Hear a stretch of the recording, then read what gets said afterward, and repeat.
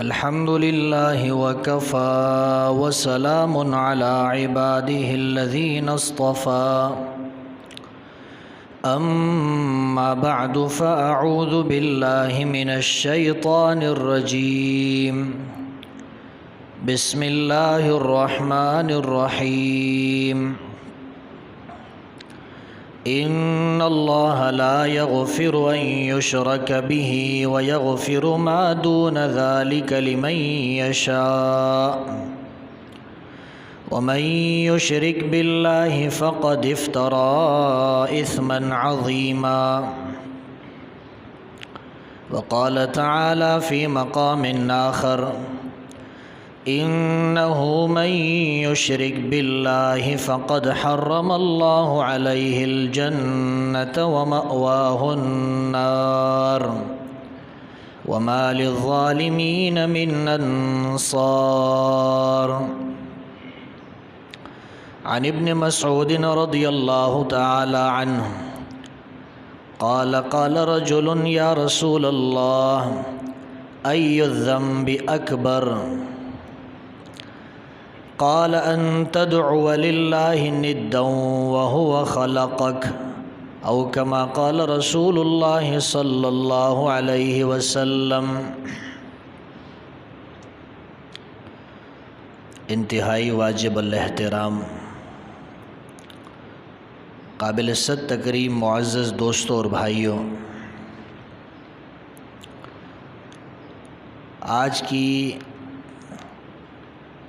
آج کا جو موضوع ہے وہ ہے شرک کی تعریف، شرک کی اقسام اور یہ کہ شرک کی ابتدا کیسے ہوئی. علماء فرماتے ہیں کہ شرک کی دو قسمیں ہیں. شرک کی ایک قسم یہ ہے کہ آپ اللہ تعالیٰ کے ساتھ اللہ کی مخلوق میں سے کسی کو بھی شریک ٹھہراؤ اس کی ذات اور صفات کے اندر. اور شرک کی ایک قسم یہ ہے کہ آپ عبادات کے اندر اور اعمال کے اندر غیر اللہ کی بھی رعایت کرو اور ان کی خوشنودی بھی مقصود ہو آپ کو. یہ گویا کہ شرک کی تعریف ہی ہے اور شرک کی اقسام بھی اسی سے سمجھ میں آ جاتی ہیں. کوئی شخص اللہ کے لیے اللہ کی مخلوق میں اس کا شریک ٹھہرائے، چاہے اس کی ذات کے اندر ہو چاہے اس کی صفات کے اندر ہو، یا اعمال صالحہ کے اندر انسان اللہ کے علاوہ کسی اور کو بھی خوش کرنا چاہتا ہے، کسی اور کو بھی اپنے اعمال دکھانا چاہتا ہے، تو یہ بھی شرک ہے. لیکن پہلی جو قسم ہے وہ شرک اعظم ہے، اس کو بڑا شرک کہا جاتا ہے. اور دوسری جو قسم ہے اس کو ریا اور نفاق سے تعبیر کیا جاتا ہے. گویا کہ شرک کی تین قسمیں بن گئی. ایک شرک فی الذات ہے، ایک شرک فی الصفات ہے، ایک شرک فی الاعمال ہے. شرک فی الذات یہ ہے کہ کوئی شخص یہ عقیدہ رکھتا ہو کہ جس طرح اللہ کی ذات ہے اس طرح اللہ کے علاوہ کوئی اور ہستی بھی موجود ہے، اللہ کے ساتھ اس کی ذات کے اندر کسی کو شریک ٹھہرائے تو یہ شرک فی الذات کہلاتا ہے. جیسے مشرکین تھے، وہ بت بنا دیا کرتے تھے اپنے ہاتھوں سے، لوہے کے، تانبے کے، پتھر کے، مٹی کے، مختلف چیزوں سے بت بنایا کرتے تھے. اور ان بتوں کو اپنے ہاتھوں سے بنانے کے بعد پھر وہ یہ سمجھتے تھے کہ ہمیں روزی بھی یہ دیتے ہیں، ہماری پریشانی بھی یہ حل کرتے ہیں، ہم بیمار ہوتے ہیں تو ہم سے بیماری کو بھی یہ دور کرتے ہیں، ہم پر کوئی تکلیف آتی ہے تو یہ ان تکلیفوں کو بھی ہم سے ہٹا دیتے ہیں. یہ شرک نوح علیہ السلام کے زمانے سے شروع ہوا ہے اور آج تک یہ شرک موجود ہے، اور یہ شرک کی یہ قسم قیامت تک چلتی رہے گی. ہندوؤں کے ہاں 33 کروڑ سے زیادہ الہوں کا تصور ہے، معبودوں کا تصور ہے. یہود اور نصارہ کے ہاں بھی معبود بنائے جاتے ہیں، وہ بت بناتے ہیں.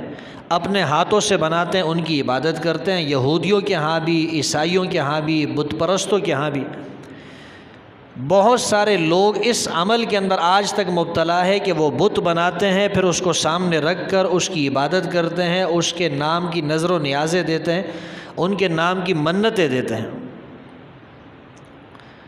شرک کی یہ جو قسم ہے مسلمانوں کے اندر تو یہ موجود نہیں، جو اپنے آپ کو مسلمان کہلاتا ہو وہ یہ قسم تو نہیں کرے گا، اگرچہ بعض علاقوں کے اندر ایسے لوگ بھی موجود ہیں جو اپنے آپ کو مسلمان کہتے ہیں اور وہ اس قسم کی مورتیاں یا مختلف چیزوں کو اپنا الہ اور معبود سمجھ لیتے ہیں۔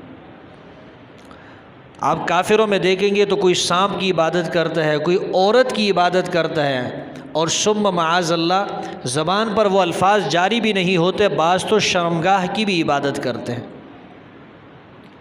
مختلف قسم کے الہ لوگوں نے بنا دیے ہیں، اور شرک کی ایک قسم جس کو شرک فی الصفات کہا جاتا ہے۔ شرک فی الصفات کا مطلب یہ ہے کہ کوئی شخص یہ عقیدہ رکھتا ہو کہ اللہ کے علاوہ کوئی اور ایسی ہستی موجود ہے، ایسی مخلوق موجود ہے جو آسمان اور زمین کے نظام کو چلائے، ایسی کوئی اور ہستی موجود ہے جو انسان کو روزی دیتا ہو بغیر اسباب کے، ایسی کوئی اور ہستی موجود ہے جو انسان کو اولاد دے بغیر اسباب کے، ایسی کوئی اور ہستی موجود ہے جو انسان کو وجود بخشے بغیر اسباب کے، ایسی کوئی اور ہستی موجود ہے کہ جس کے پاس آنے والے زمانے کی خبریں بھی موجود ہو، وہ خبریں دے سکتا ہو بغیر کسی اسباب کے، بغیر وحی کے، بغیر کسی خبر کے۔ تو یہ جو قسم ہے اس کو شرک فی الصفات کہا جاتا ہے، اور یہ جو شرک فی الصفات کی یہ قسم ہے یہ صرف کافروں کے اندر نہیں بلکہ بہت سارے مسلمانوں کے اندر بھی موجود ہے۔ ہمارے کئی ایسے مسلمان بھائی ہیں کہ جو اس شرک کی اس قسم کے اندر مبتلا ہیں۔ سورہ یوسف میں اللہ تعالیٰ فرماتے ہیں وَمَا يُؤْمِنُ أَكْثَرُهُمْ بِاللَّهِ إِلَّا وَهُمْ مُشْرِكُونَ۔ بہت سارے ایسے لوگ جو اللہ پر ایمان لانے کا دعویٰ کرتے ہیں، وہ یہ کہتے ہیں کہ ہم اللہ پر ایمان لا چکے ہیں، حقیقت یہ ہے اللہ فرماتے ہیں وہ شرک کے اندر مبتلا ہے۔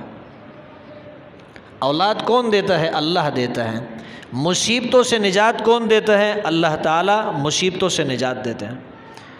بارش کون برساتا ہے؟ اللہ برساتا ہے۔ روزی کون دیتا ہے؟ اللہ دیتا ہے۔ یہ سارے کام اللہ کے۔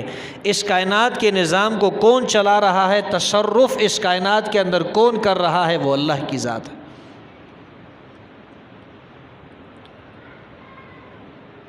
شرک فی الصفات سے بچنا بھی اسی طرح ضروری ہے جس طرح کہ شرک فی الذات سے بچنا ضروری ہے۔ یہ ضروری نہیں کہ انسان مورتیاں بنائے، بت بنائے، ان کو سامنے رکھ کر ان سے مانگنا شروع کر دے، اور بھی کئی طرح سے انسان غیر اللہ سے مانگ سکتا ہے۔ یونس علیہ السلام اللہ کے پیغمبر ہیں۔ اللہ فرماتے ہیں وَالظَّنُّونِ إِذ ذَّهَبَ مُغَاضِبًا فَظَنَّ أَن لَّن نَّقْدِرَ عَلَيْهِ فَنَادَىٰ فِي الظُّلُمَاتِ أَن لَّا إِلَٰهَ إِلَّا أَنتَ سُبْحَانَكَ إِنِّي كُنتُ مِنَ الظَّالِمِينَ۔ اللہ فرماتے ہیں یونس علیہ السلام کو یاد کرو، جب وہ اپنی قوم سے ناراض ہو کر چلے گئے، ان کو اطلاع دی کہ اللہ کا عذاب آنے والا ہے۔ ابھی اللہ نے آپ کو بستی چھوڑنے کی اجازت نہیں دی تھی، آپ چلے گئے۔ جب چلے گئے کشتی میں سوار ہو گئے، یہاں تک کہ وہ ایک مچھلی کا لقمہ بن گئے، مچھلی کے پیٹ کے اندر چلے گئے، تو اللہ فرماتے ہیں فنادا فی الظلمات، وہاں ایک نہیں کئی اندھیرے تھے۔ ظلمات یہ ظلمتن کی جمع ہے۔ اللہ فرماتے ہیں ایک نہیں بہت سارے اندھیرے تھے، مچھلی کے پیٹ کا اندھیرا، رات کی تاریکی کا اندھیرا، سمندر کا اندھیرا، اندھیرا ہی اندھیرا۔ فنادا فی الظلمات ان لا الہ الا انت سبحانک انی کنت من الظالمین۔ ان تین تاریکیوں کے اندر یا کئی تاریکیوں کے اندر یونس علیہ السلام نے کس کو پکارا ہے؟ اللہ کو پکار، لا الہ الا انت۔ فرمایا اے اللہ تیرے سوا اس مشکل سے مجھے کوئی نکالنے والا نہیں ہے، تیرے سوا کوئی عبادت کے لائق نہیں، سبحانک اے اللہ تو پاک ہے، انی کنت من الظالمین بے شک میں کمی کرنے والوں میں سے تھا۔ زکریا علیہ السلام کو دیکھ لے، بالکل بڑھاپا آ گیا ہے، خود اپنے بڑھاپے کو ذکر کرتے ہیں، فرماتے ہیں واشتعل الرأس شیبا، میرے سر کے بال سارے سفید ہو گئے ہیں اور میرے بدن کی جو ہڈیاں ہیں کمزور ہو گئی ہیں۔ ایک تو یہ ہے کہ انسان 60 سال 70 سال میں، جب انسان 100 سال تک پہنچ جاتا ہے پھر اولاد کی انسان کو امید نہیں ہوتی۔ اس وقت بھی زکریہ علیہ السلام اللہ سے مایوس نہیں ہوئے، اللہ سے دعا مانگ رہے ہیں۔ اللہ سے فرماتے ہیں رب ہب لی من لدنک ذریۃ طیبہ، اے اللہ پاکیزہ اولاد عطا فرما، اے اللہ میری جھولی، اے اللہ میری جھولی کو بھر دیں۔ اس وقت بھی ذریۃ طیبہ، پاکیزہ اولاد زکریہ علیہ السلام اللہ سے مانگ رہے ہیں۔ اور بی بی مریم کے پاس پھل آ رہا ہے بغیر موسم کے، کہاں سے آ رہا ہے؟ زکریہ علیہ السلام خود پریشان ہوئے کہ یہ پھل کہاں سے آ رہا ہے، قرب و جوار میں کہیں پھل موجود نہیں، پھلوں کا موسم نہیں جو پھل ان کے پاس آ رہے ہیں۔ فرمایا انا لکی ھذا، اے مریم یہ پھل کہاں سے آ رہے ہیں؟ بی بی مریم نے فرمایا ھو من عند اللہ، یہ اللہ کی طرف سے ہے۔ بی بی مریم کے پاس پھل آتے ہیں اللہ کی طرف سے، وہ اللہ سے مانگتی ہے۔ زکریہ علیہ السلام اللہ سے مانگ رہے ہیں اولاد۔ یونس علیہ السلام مچھلی کے پیٹ کے اندر ہے، کس سے مانگ رہے ہیں؟ اللہ سے نجات مانگ رہے ہیں۔ اور ایوب علیہ السلام کو دیکھ لیجئے، ایوب علیہ السلام اتنے بیمار ہو گئے، چلنے پھرنے کے قابل نہیں، چلنے سے قاصر ہو گئے، رکوع سجود سے قاصر ہو گئے، بیماری اتنی ہو گئی۔ اور اللہ خود فرماتے ہیں جو ان کے اہل تھے، جو ان کی بیوی بچے تھے، وہ سب ہم نے ان سے لے لیے۔ اس تکلیف کے اندر وہ فرماتے ہیں رب انی مسنی الضر، اے پروردگار مجھے تکلیف پہنچی ہے، تو اس تکلیف کو ہٹا سکتا ہے، تو اس کو ہٹا لے۔ پھر اللہ فرماتا ہے یہ تکلیف ہم نے ایوب علیہ السلام سے ہٹائی ہے۔ ایوب علیہ السلام سے تکلیف کس نے ہٹائی؟ اللہ تعالیٰ نے ہٹائی ہے۔ آپ سورۃ الانبیاء کو اٹھا کر دیکھ لیجئے، سورۃ الانبیاء کو سورۃ الانبیاء اسی لیے کہتے ہیں کہ جو بھی نبی مانگ رہا ہے تو اللہ سے براہ راست مانگ رہا ہے، کسی کو واسطہ بھی نہیں بنایا، کسی کو وسیلہ بھی نہیں بنایا، براہ راست اللہ سے مانگ رہے ہیں۔ سورۃ الانبیاء کو سورۃ الانبیاء اس لیے نہیں کہتے کہ اس میں زیادہ نبیوں کا ذکر ہے، زیادہ نبیوں کا ذکر تو آپ کو دوسری صورتوں کے اندر ملے گا، لیکن اس صورت کا نام اللہ نے سورۃ الانبیاء اس لیے رکھا ہے، اس میں اللہ نے تمام انبیاء کے عقیدے کو بیان کیا ہے، تمام انبیاء کے طرز عمل کو بیان کیا ہے کہ جب مانگنا ہو تو ایسے مانگنا جیسے کہ یہ نبی مانگ رہے ہیں، یہ براہ راست اللہ سے مانگ رہے ہیں۔ آدم علیہ السلام کو جنت سے نکال دیا گیا، تو جب جنت سے نکالا کیا دعا کی؟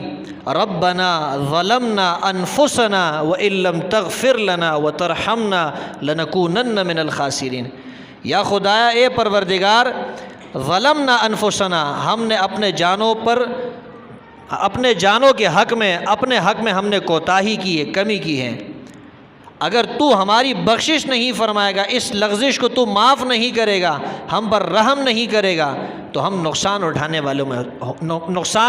والوں میں سے ہو جائیں گے۔ انبیاء معصوم ہوتے ہیں، نبیوں سے گناہ نہیں ہوتے ہیں، لیکن لغزش ہو سکتی ہے، لغزش گناہ کو نہیں کہتے ہیں۔ گناہ تو یہ کہ انسان کسی گناہ کی طرف اپنے ارادے سے بڑھتا ہے، اور انبیاء جو ہوتے ہیں وہ گناہ سے معصوم ہوتے ہیں، گناہوں سے پاک ہوتے ہیں۔ تو آدم علیہ السلام، بی بی حوا، ان کو جنت سے نکالا گیا، کس کو پکارا؟ اللہ کو پکارا۔ یونس علیہ السلام نے مچھلی کے پیٹ میں اللہ کو پکارا۔ ایوب علیہ السلام نے بیماری کے اندر اللہ کو پکارا۔ یوسف علیہ السلام نے کنویں کے اندر اللہ کو پکارا ہے۔ ابراہیم علیہ السلام نے آگ کے اندر اللہ کو پکارا ہے۔ اسماعیل علیہ السلام چری کے نیچے آئے ہیں تو اللہ کو پکارا ہے۔ داؤد علیہ السلام کی مشکلات آئی ہے تو اللہ کو پکارا ہے۔ سلیمان علیہ السلام نے پکارا ہے تو اللہ کو پکارا ہے۔ یہ تعلیم ہمیں ہے اس بات کی کہ ہم نے پکارنا ہے تو صرف اللہ کو پکارنا ہے۔ اسی کو توحید کہتے ہیں۔ توحید کا معنی ہوتا ہے کسی کو اکیلا سمجھنا، یعنی ہم اللہ کو اکیلا سمجھتے ہیں، اس کی صفات کے اندر، اس کی ذات میں، لیس کمثلہ شیء، اس کی ذات میں بھی کوئی اس جیسا نہیں، اس کی صفات میں بھی کوئی اس جیسا نہیں، نہ اس جیسا علم کسی کے پاس ہے، نہ اس جیسی طاقت کسی کے پاس ہے، نہ اس جیسے اختیارات کسی کے پاس ہیں۔ شرک کی جو ابتدا ہوئی ہے آدم علیہ السلام سے لے کر ادریس علیہ السلام تک کوئی شرک موجود نہیں تھا۔ آدم علیہ السلام کے زمانے سے لے کر حضرت ادریس علیہ السلام تک جتنے بھی لوگ تھے، کان الناس امۃ واحدہ، سب ایک ہی امت تھے، سب ایک ہی جماعت تھی، سب توحید کے اوپر قائم تھے۔ اس کے بعد اللہ فرماتے ہیں لوگوں کے اندر اختلاف کیسے پیدا ہوا۔ ادریس علیہ السلام کی اولاد میں کچھ افراد تھے جو بہت نیک تھے، بہت بزرگ تھے، اللہ کے ولی تھے۔ اللہ کے جو ولی ہوتے ہیں، اللہ خود اپنے ولیوں کے بارے میں فرماتے الا ان اولیاء اللہ لا خوف علیہم ولا هم یحزنون۔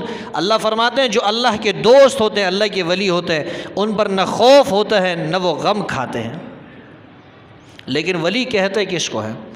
ولی اس کو کہتے ہیں کہ جس کی آنکھوں میں حیا ہوتی ہے۔ ولی اس کو کہتے ہیں کہ جس کے ہاتھ میں عطا ہوتی ہے، وہ دیتا رہتا ہے، وہ سخاوت کرتا رہتا ہے۔ ولی وہ ہوتا ہے کہ جس کی زبان پہ ذکر مصطفیٰ، ذکر خدا ہوتا ہے۔ ولی وہ ہوتا ہے کہ جس کے کان گناہوں سے معصوم ہوتے ہیں، جس کے کان گناہوں سے بچے ہوئے ہوتے ہیں، گناہوں کے سننے سے اپنے آپ کو وہ کانوں کو بچاتا ہے۔ ولی وہ ہوتا ہے کہ جس کے چہرے پہ سنت مصطفیٰ ہوتا ہے۔ اس کو ولی نہیں کہتے جو نماز نہیں پڑھتا۔ جو اصل پیر ہوتے ہیں، سچے پیر ہوتے ہیں، وہ سنت کے پابند ہوتے ہیں، وہ قرآن کے پابند ہوتے ہیں، وہ پیغمبر کے فرامین کے پابند ہوتے ہیں، وہ نماز کے پابند ہوتے ہیں، تہجد کے پابند ہوتے ہیں، وہ نیک اعمال کے پابند ہوتے ہیں، گناہوں سے اپنے آپ کو بچاتے ہیں۔ اولیاء کو ہم مانتے ہیں، اپنے سر کا تاج مانتے ہیں۔ ہم اولیاء کے پاؤں کے خاک تک بھی نہیں پہنچ سکتے ہیں، ہماری کیا اوقات ہے اولیاء کے مقابلے میں۔ لیکن اس کو ولی نہیں سمجھتے جو نماز نہیں پڑھتا، جس کے چہرے پہ سنت مصطفیٰ نہ ہو، ایک ہاتھ میں کتا ہو دوسرے ہاتھ میں حقہ ہو، اس کو ولی نہیں کہا جا سکتا۔ ولی وہ ہوتا ہے کہ جس کی زندگی نبی کے طریقوں کے مطابق ہو۔ ولی وہ ہوتا ہے کہ جس کی جان، جس کا مال اللہ کی راہ کے اندر خرچ ہوتا، اس کو ولی کہا جاتا ہے۔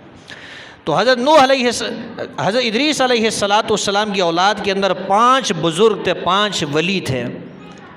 ایک کا نام تھا ود، ایک کا نام تھا سواع، ایک کا نام تھا یغوث، ایک کا نام تھا یعوق، ایک کا نام تھا نصر۔ یہ 5 بزرگ تھے، 5 ولی تھے، 5 نیک آدمی تھے۔ لوگوں کو ان سے بڑی والہانہ محبت تھی، بڑی عقیدت تھی ان کے ساتھ۔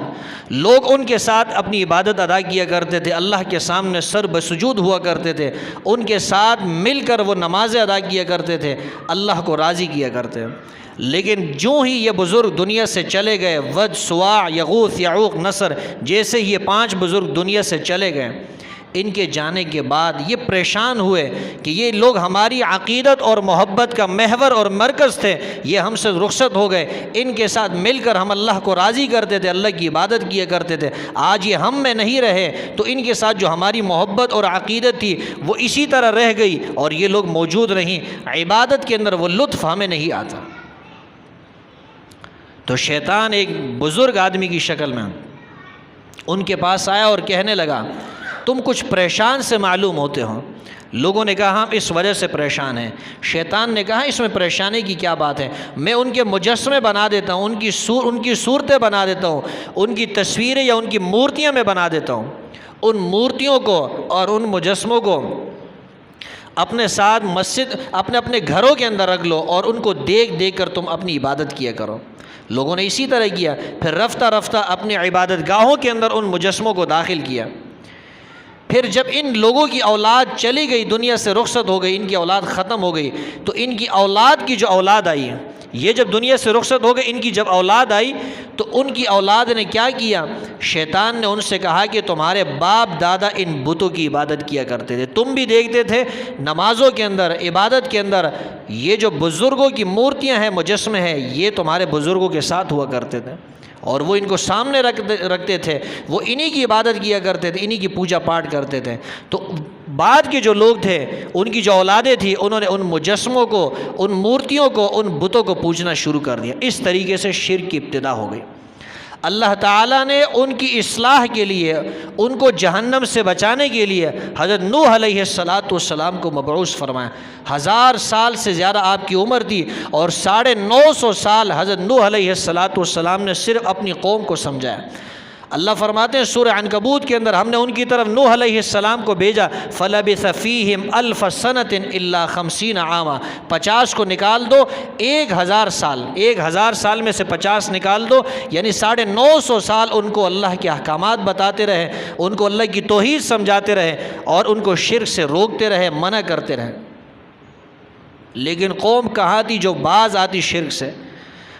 علماء فرماتے ہیں 100 آدمی بھی مسلمان نہیں ہوئے، 100 سے بھی کم آدمی حضرت نوح علیہ السلام پر ایمان لائے۔ جو مسلمان ہو گئے اللہ فرماتے ہیں ہم نے ان کو نجات دی، اور جو مسلمان نہیں ہوئے وہ اللہ نے ان کو طوفان کے ذریعے غرقاب کر دیا، وہ نیست و نابود ہو گئے، ہلاک ہو گئے، یہاں تک کہ خود حضرت نوح علیہ السلام کے بیٹے وہ بھی اللہ کی نافرمانی، کفر اور شرک کی وجہ سے عذاب کے مستحق بن گئے۔ عبداللہ ابن مسعود رضی اللہ تعالیٰ عنہ کی روایت میں نے آپ کے سامنے پڑھی۔ عبداللہ ابن مسعود رضی اللہ تعالیٰ عنہ فرماتے ہیں اللہ کے رسول کے پاس ایک آدمی آیا، کہنے لگا اللہ کے رسول سب سے بڑا گناہ کون سا ہے؟ سب سے بڑا گناہ۔ آج ہم قتل کو کتنا بڑا گناہ سمجھتے ہیں، یقیناً ہے بھی۔ ہم جو ہے بدکاری کو، زنا کو بڑا گناہ سمجھتے ہیں، یقیناً بڑا گناہ ہے۔ ماں باپ کی نافرمانی کو بڑا گناہ سمجھتے ہیں، یقیناً بڑا گناہ ہے۔ ہم میدان جہاد سے بھاگنے کو کبیرہ گناہ سمجھتے ہیں، یقیناً کبیرہ گناہ ہے۔ ہم سود کو کبیرہ گناہ سمجھتے ہیں، یقیناً کبیرہ گناہ ہے۔ لیکن اللہ کے رسول نے فرمایا سب سے بڑا جو گناہ ہے، ان سب گناہوں سے جو بڑا گناہ ہے، فرمایا وہ یہ ہے آپ اللہ کے ساتھ، اللہ کی مخلوق میں کسی شخص کو شریک کر لو، ان تدعو للہ ندا، آپ اللہ کے ساتھ کسی اور کو شریک کر لو، وہو خلقک، حالانکہ پیدا آپ کو اس نے کیا ہے، پیدا تو اللہ نے کی ہے، آپ اللہ کی مخلوق کو اللہ کے ساتھ شریک ٹھہراتے ہیں۔ فرمایا یہ سب سے بڑا گناہ ہے، شرک سب سے بڑا گناہ ہے۔ میں نے آیت آپ کے سامنے پڑھی ان اللہ لا یغفر ان یشرک بہ ویغفر ما دون ذلک لمن یشاء، اللہ فرماتے ہیں اللہ شرک کو معاف نہیں کرتے ہیں، شرک کو اللہ معاف نہیں کرتے، اور اس کے علاوہ جتنے گناہ ہوں گے اللہ چاہیں تو معاف کر دیں گے۔ کوئی توبہ کر لے گا اللہ اس کو توبے کی برکت سے معاف کر دیں گے، کسی کی پیغمبر سفارش کر دے گا، کسی کی کوئی حافظ سفارش کر دے گا، کسی کی کوئی شہید سفارش کر دے گا، اور جس کو اللہ چاہے گا جہنم کے اندر ڈال کر سزا بھگتنے کے بعد پھر اللہ اس کو نکال دے گا، اللہ سب کو معاف کر دے گا۔ فرمایا جو مشرک ہوگا، جو شرک کرے گا، اس کو اللہ معاف نہیں کریں گے۔ اور سورہ مائدہ کی آیت نمبر 72 میں اللہ فرماتے ہیں اِنَّهُ مَن يُشْرِكْ بِاللَّهِ فَقَدْ حَرَّمَ اللَّهُ عَلَيْهِ الْجَنَّةِ، جو آدمی اللہ کے ساتھ اللہ کی مخلوق کو شریک کرے گا فقد حرم اللہ، اس پر اللہ نے جنت کو حرام کر دیا ہے اور اس کا ٹھکانہ جہنم ہے۔ وَمَا لِلظَّالِمِينَ مِنْ أَنصَارٍ، اور ایسے ظالموں کو کوئی مددگار بھی نہیں ہوگا۔ لقمان حکیم کا نام آپ نے سنا ہے، ان کی حکمت کی باتیں آپ نے سنی ہے۔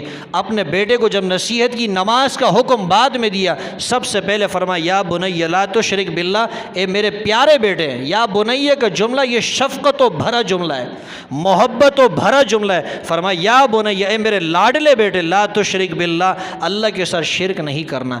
شرک جہاں کہیں کرو گے، چٹانوں کے اندر چھپ جاؤ، غاروں کے اندر چھپ جاؤ، آسمان زمین کے اندر چھپ جاؤ، یأتی بہ اللہ، اللہ شرک کو لے کر آئے گا، اتنا عظیم گناہ ہے۔